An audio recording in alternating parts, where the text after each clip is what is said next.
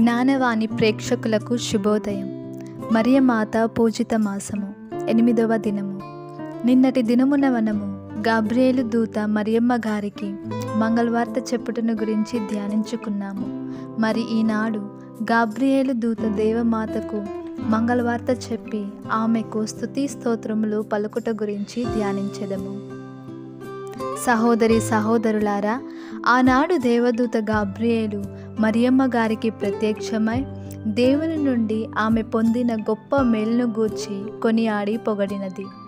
ఆ దూత మరియమ్మ గారితో, దేవవర ప్రసాదము చేత నిండిన మరియమ్మ వందనము అని స్తుతి స్తోత్రములు పలికెను. త్రియేక దేవుడు పుత్రుడైన సర్వేశ్వరుని మనుషోతార వర్తమానమును దేవమాతయు మరియమాతకు కలిగిన ఘనతను తెలుసుకొని మిక్కిలిగా పొగడెను.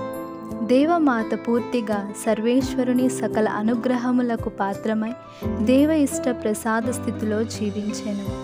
మనోవాక్కర్మలయందు పరిశుద్ధురాలై ఉండెను. దేవ ఇష్ట ప్రసాద స్థితియే మరియమాతకు సర్వ అలంకారమై రాజిల్లుచుండెను. పరిశుద్ధాత్మ పరిపూర్ణ వరములు మరియమాత హృదయమున నిండి ఉండెను. అందువల్ల గాబ్రియేలు దూత కన్య మరియమ్మను చూడగానే వందనమని చెప్పి, ఏలినవారు మీతో ఉన్నారు అని పొగడెను. నిజముగా కన్య మరియమ్మ సర్వేశ్వరునితో పూర్తిగా ఐక్యమై ఉండెను. స్త్రీలందరికీ కన్య మరియ తలమానికము. స్త్రీ యొక్క కన్యత్వము చెడకుండా మాతృమూర్తి అగు నిష్కలంక భాగ్యము మరియమాతకు మాత్రమే దక్కినది. ఇది సామాన్య లోకమునకు నమ్మశక్యము కాదు. అందుచేతన ఇది దైవ రహస్యము. ఒకే సమయములో కన్యకగా మహిమపరచబడి, తల్లిగా గౌరవించబడి, పరిశుద్ధురాలు అనిపించుకున్న ఒకే ఒక శ్రీమూర్తి కన్య మరియ. అట్టి ఘనతకు పాత్రురాలైన మరియమాతను మనమును ఘనముగా నెంచి ఆమెతో నేకీభవించి దేవునితో ఐక్యముగా జీవింప ప్రతి దినమును మనము శక్తి వంచన లేక ప్రయాసపడినచో మన జీవితములు ధన్యమగును. అద్భుతము. మనమింతకు ముందు చదివినట్లు త్రికాల జపమును ప్రతిదినము ప్రపంచమందలి క్రైస్తవులెల్లరూ చెప్పుకొందురు.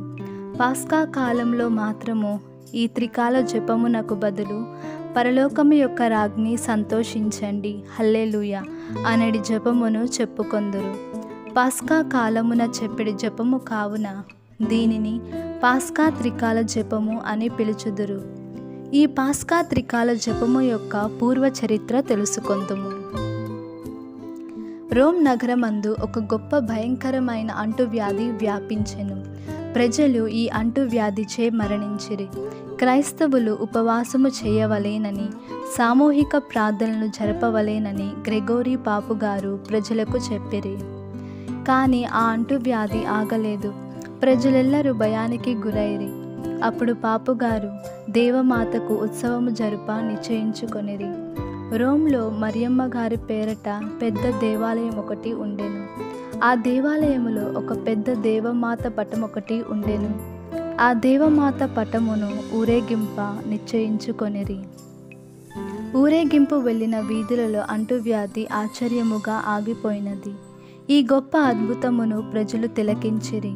రోమ్ పట్టణం మధ్య ఒక కోటపై ఒక సన్మనస్కుడు ధవల కాంతులతో నిలుచుండి ఉండుట ప్రజలు చూచిరి. ఆ దూత చేతిలో రక్తసిక్తమైన ఒక కత్తి ఉండెను. ప్రజలు చూచుచుండా దేవదూత ఆ కత్తిని తన యొరలోనికి విడిచిపెట్టెను.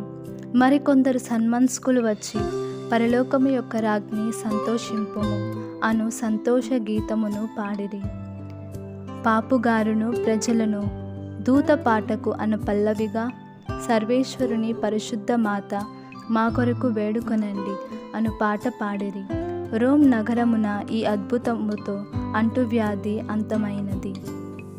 సహోదరులారా, ఈ పాస్కా కాల త్రికాల జపము యొక్క అద్భుత చరిత్రను తెలుసుకున్న మనము మన జీవిత కాలంలో వచ్చేటి సమస్యలకు ఆ మాతను భక్తితో మహిమపరచి గౌరవించి ప్రార్థించినచో ఆ మాత మన ఆపదలను సమస్యలను తొలగించునుగాక.